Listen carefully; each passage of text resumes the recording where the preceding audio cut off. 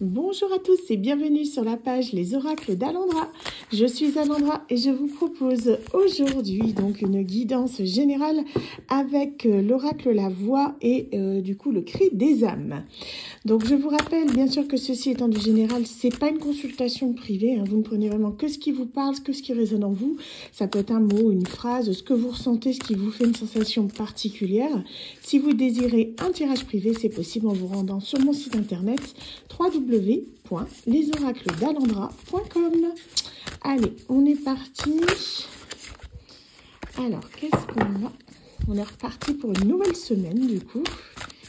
Ça passe à une vitesse. Ça y est, on est au printemps. On arrive déjà bientôt au mois d'avril quand je fais ce tirage. Ça va trop vite. Alors, qu'est-ce qu'on a ici? On nous parle d'ici d'enfants et de refoulement. D'accord. Donc, ça peut être soit une personne ici qui a refoulé son âme d'enfant ou une personne qui a refoulé ses enfants. Mais moi, je la ressens plus comme quelqu'un qui a tendance à ne pas s'écouter, vous voyez, qui met en veille, en pause un petit peu son enfant intérieur. Quelqu'un qui ne s'écoute pas, vraiment.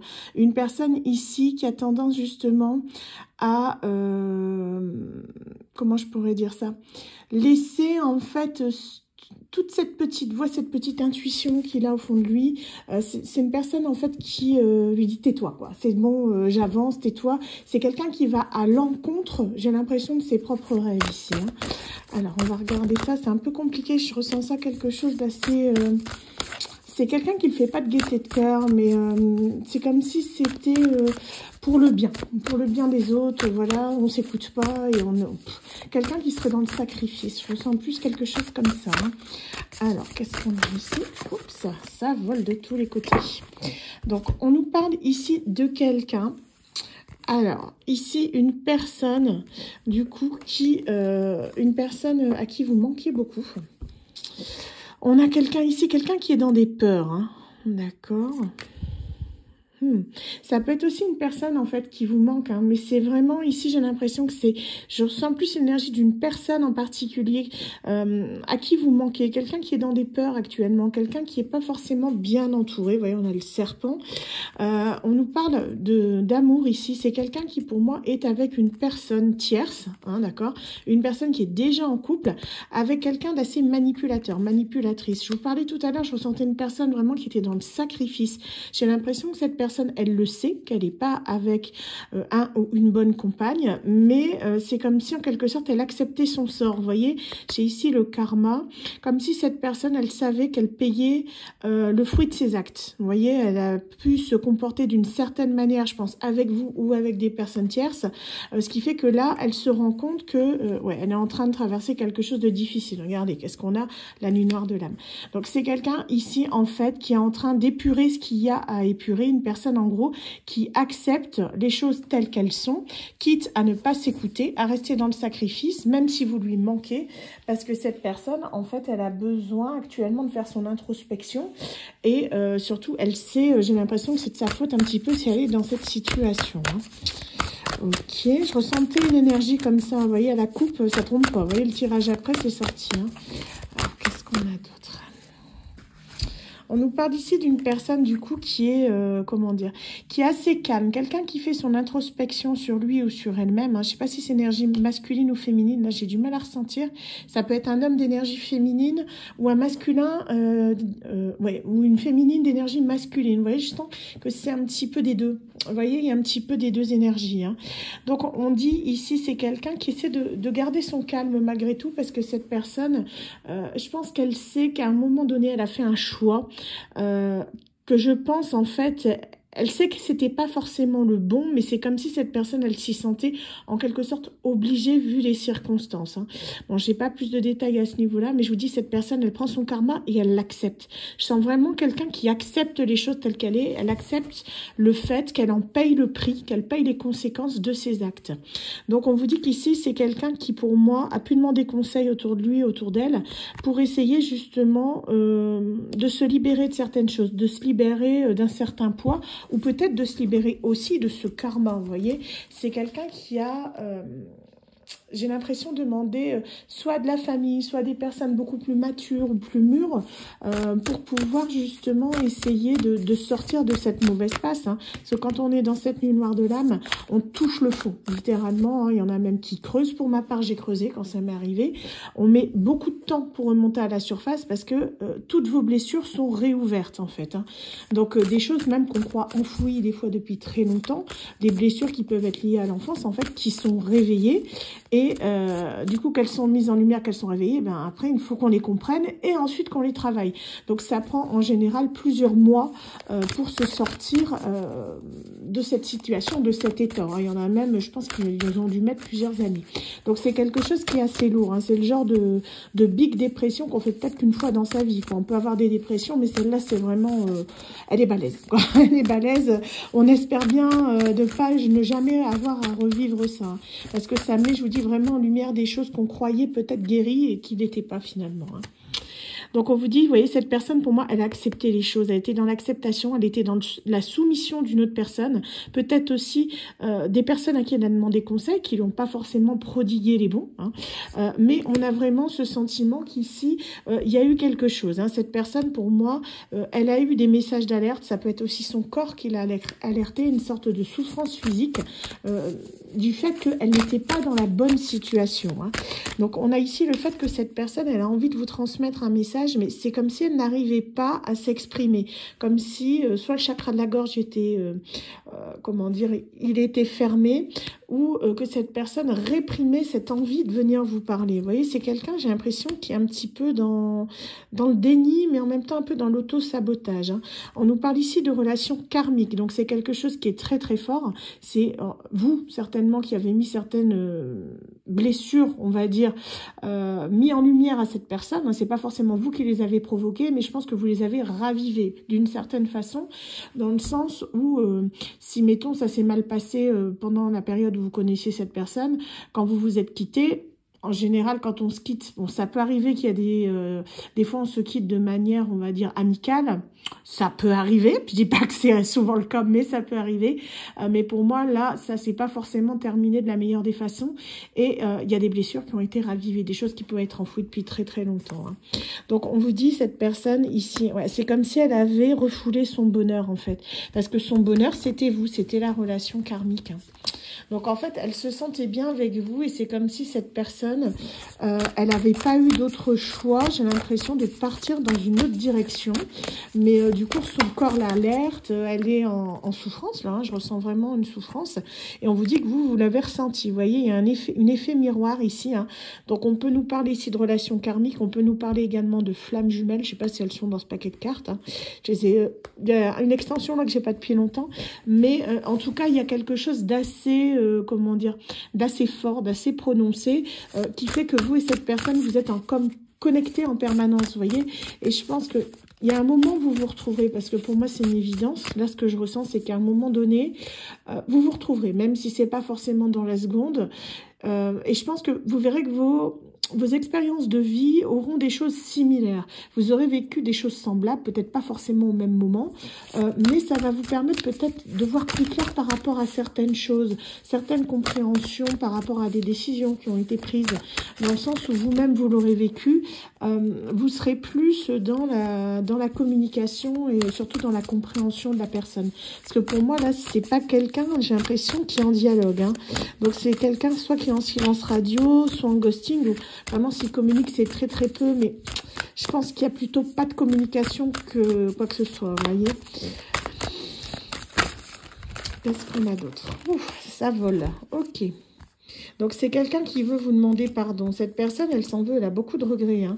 C'est quelqu'un qui s'en veut de vous avoir fait pleurer. Vous voyez, on a ici le poids des larmes. Je pense que elle a pu vous voir pleurer, ou elle l'a su, ou vous lui avez dit. En tout cas, c'est quelque chose, pour moi, elle accepte son karma parce qu'elle sait. Elle sait ce que vous avez enduré. Cette personne, pour moi, elle a beaucoup de culpabilité, beaucoup de regrets par rapport à ça. Et elle accepte les choses telles qu'elles sont parce qu'elle sait que c'est de sa faute. Elle voulait pas, j'ai l'impression, vous faire pleurer, mais c'est arrivé, quoi. Donc, ça peut être toute situation confondue. Hein. Comme d'habitude, je parle pas de violence ou de pervers narcissique. Ces gens-là, j'en veux même pas dans les guidances. Donc, je ferai pas une guidance s'il y a des gens comme ça. D'accord?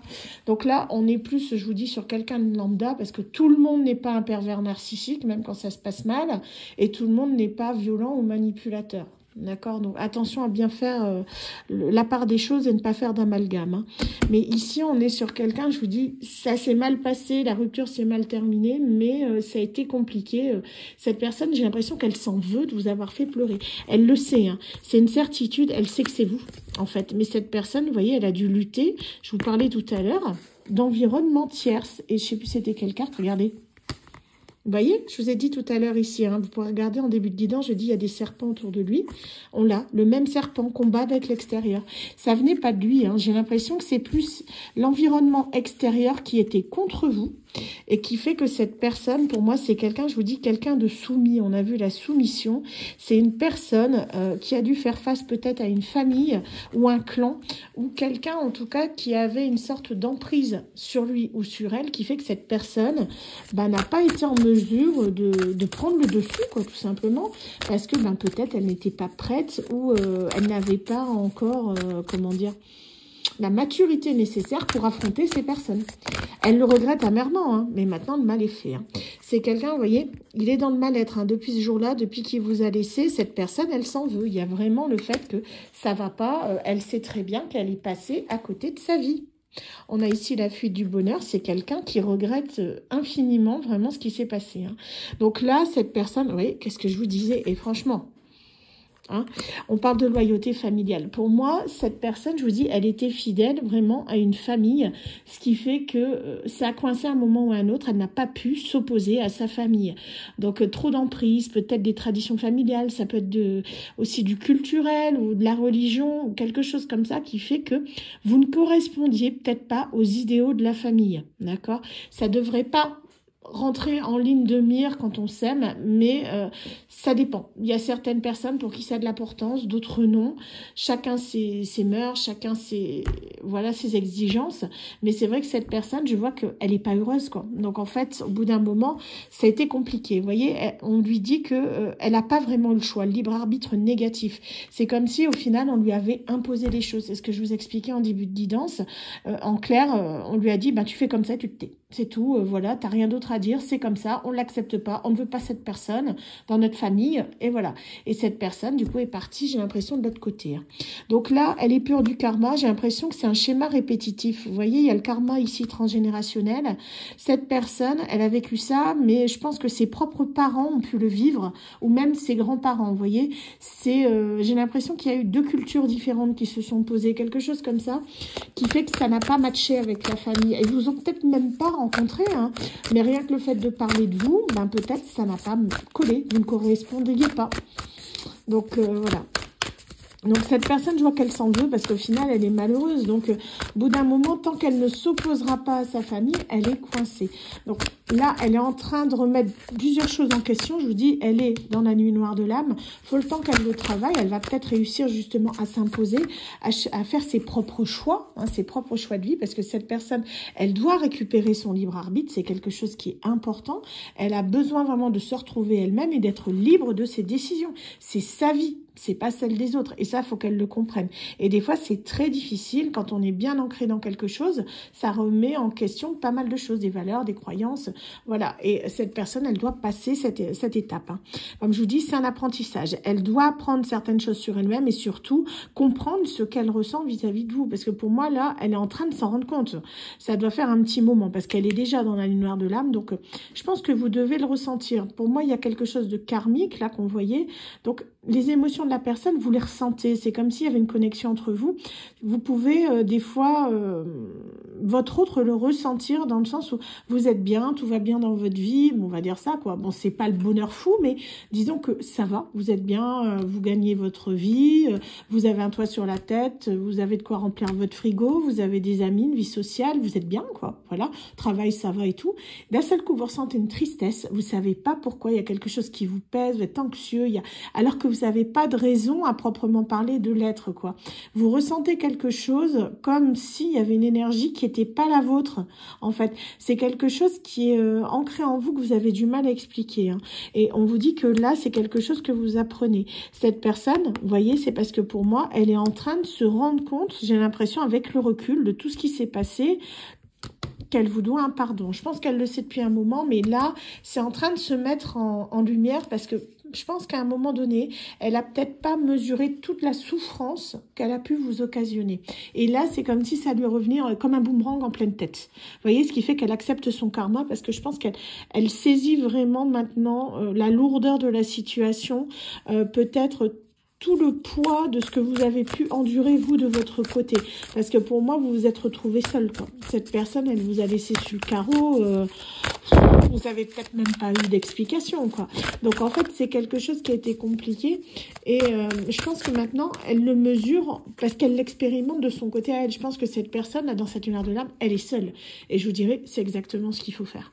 Parce que quand vous êtes dans cette situation, vous avez besoin de faire une introspection sur vous-même. Si vous avez toujours X ou Y qui est sur votre dos, qui vous empêche justement de réfléchir, bah, c'est très difficile. C'est comme quand vous apprenez une leçon ou que vous avez besoin de prendre une décision importante. Si vous avez toujours, mettons, vos enfants, votre conjoint qui vous interrompt tous les 5 minutes à ouvrir la porte. « Maman, tu fais quoi? Chérie, quand est-ce qu'on mange ?» Enfin, vous voyez le topo. C'est très difficile de réfléchir clairement. Là, cette personne, c'est exactement la même situation. Elle a besoin de se retrouver seule pour pouvoir faire l'introspection d'elle-même et avancer sur son chemin de vie. Hein. On vous dit que, je vous dis, elle a des valeurs familiales là qui doivent être remises en question. On nous parle d'éducation. C'est quelque chose qu'elle a dû, pour moi, faire voler en éclats et ça, c'est pas évident. Hein. Donc, on vous dit là, ça se termine bientôt. Vous voyez, il y a un pardon qui arrive bientôt. C'est juste une question de temps. Vous voyez, on a vraiment les cartes qui collent. Hein. Le pardon bientôt, l'apprentissage, l'éducation. On est dans le même domaine. Cette personne, elle apprend. Elle apprend de ses erreurs. Elle comprend que ça vient de la façon dont elle a été élevée, de son éducation. Peut-être qu'elle n'a pas eu de parents. Peut-être que, voilà, elle était dans une situation particulière ou peut-être que ses parents ont reproduit ce que leurs propres parents ont fait. Hein. Mais on a vraiment quelque chose ici qui a causé ce sentiment de ne pas avoir le choix, ce sentiment de soumission, de ne pas être libre en gros de son destin. Donc là, elle remet beaucoup de choses en question hein, pour pouvoir revenir vers vous. Hein. Donc on nous parle ici, vous voyez, c'est un retour aux sources. Cette personne, elle repart à zéro. Donc là, il y a quelque chose qui arrive bientôt à vous, c'est un pardon. Et c'est quelqu'un qui va revenir vraiment dans un élan de sincérité dès qu'il aura terminé de travailler. Voilà.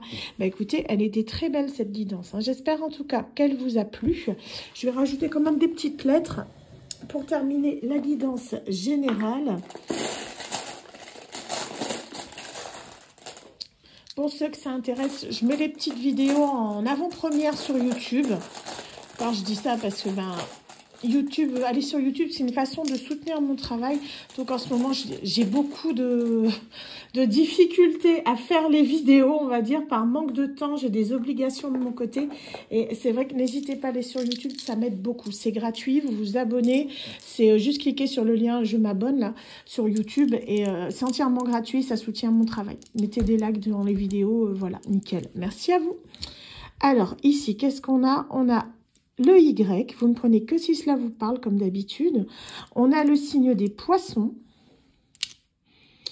On a la lettre V. Le signe du Sagittaire. Qu'est-ce qu'on a d'autre? Donc, le chiffre 0, ça peut être aussi la lettre O, je le sens pour les deux. On dit les deux, ok. On a le signe du Cancer. Et on a ici la lettre G. Voilà. Bah écoutez, j'espère en tout cas que ça vous aura parlé. Quant à moi, je vous souhaite à tous une agréable journée. Et je vous dis à très bientôt sur la page Les Oracles d'Alondra. Bye bye.